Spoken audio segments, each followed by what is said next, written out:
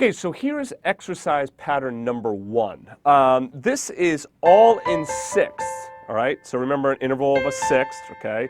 Second, third, fourth, fifth, sixth, interval of a sixth. It's a major sixth, that would be a minor sixth. Anyway, there's your sixth, okay? And then moving up a step, okay? Now this gets a little bit challenging because these sixths actually move pretty fast, okay? So you're trying to like get that fast motion. So if we were just do that, in which we use our thumb and our pinky and move back and forth, we could do that, but notice that you start to get very inaccurate, okay? So instead what we do is we use fourth finger to fifth finger. See how we can get,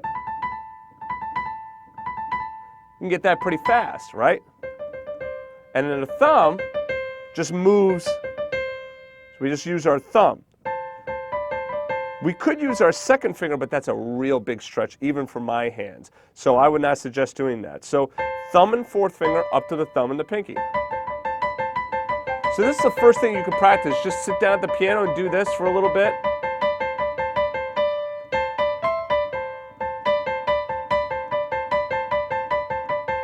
Okay? And then try and get that fast.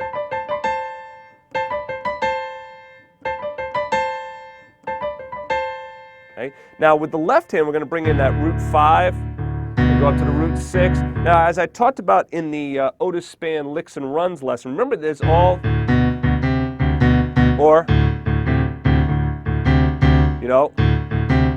there's all these different left hand patterns that you can try. So take a look at those left hand options in that lesson.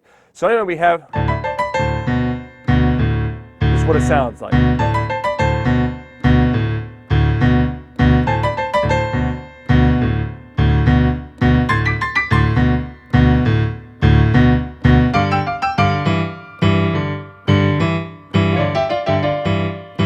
Okay, so let's break this down. So we have, okay, so it starts together, and then these are together as well. So it's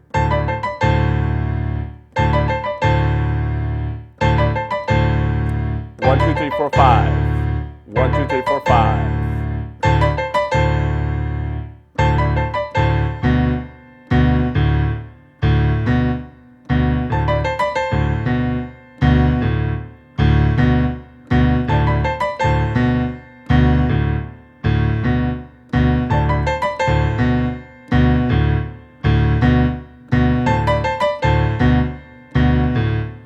Nice and slow.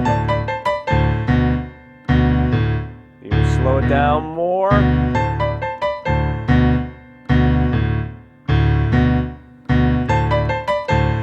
Now to go to G, notice the pattern here is the 7th and the 5th going up to the root and the 6th. So if we do that same pattern here, 7th and the 5th going up to the root 6. We can come down an octave as well.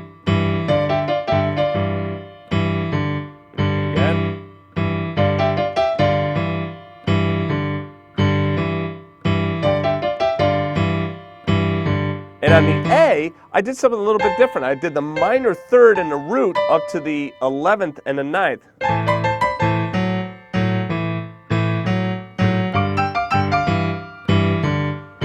So on the A, so it's still the same thing as the D. If you wanted to, you could also go to the 7th and then the root and the 6th. Now here, it's a little bit challenging. Right? And the reason I didn't do this is because this starts to get a little too major sounding for what I would think an Otis Spann would be playing. Right? So but maybe something like that. I want to do that.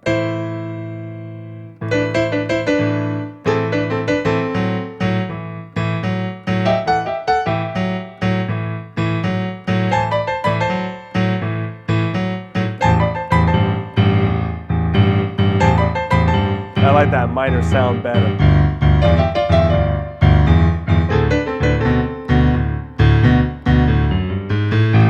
Okay, so now let's talk about adding in that grace note as well. See what I'm doing there? My middle finger to my fourth finger.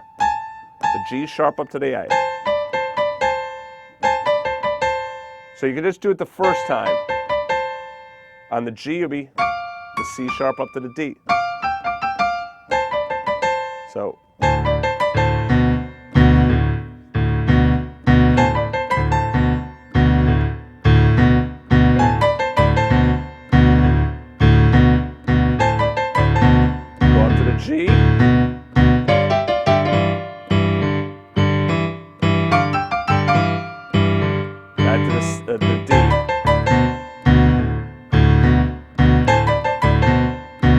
same thing on the A.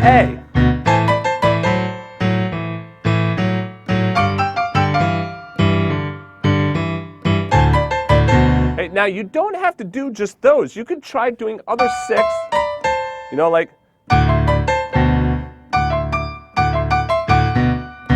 know, try that.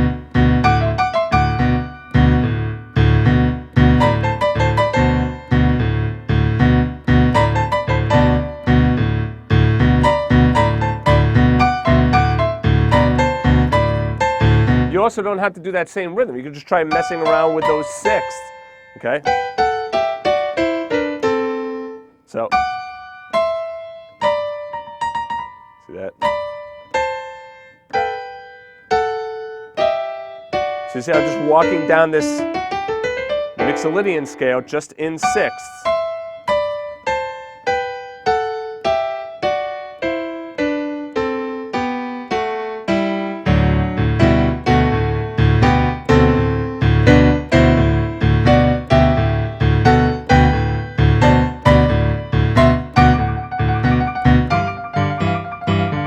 Now when we get to the tremolo later on in this lesson, you can see how you could use those sixths and you start to do that tremolo effect, and it's a real cool sound. So you could try messing around with those different sixths. Do the tremolo on there.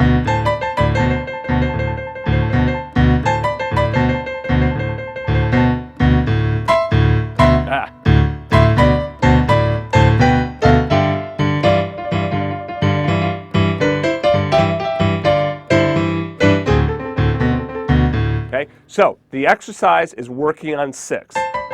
Do that one on the D, do that one on the G, and then you could do this one again on the A, or you could, you know, try doing one of the other ones that I talked about as well. Once you can do that, then just try moving up that scale in the sixth. When you do it on G, G is actually easy. It's all white notes.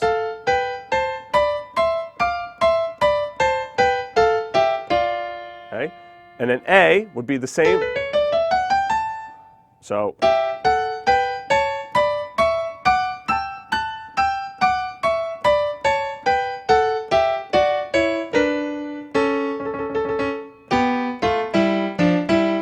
there it is in G, and then D. Okay?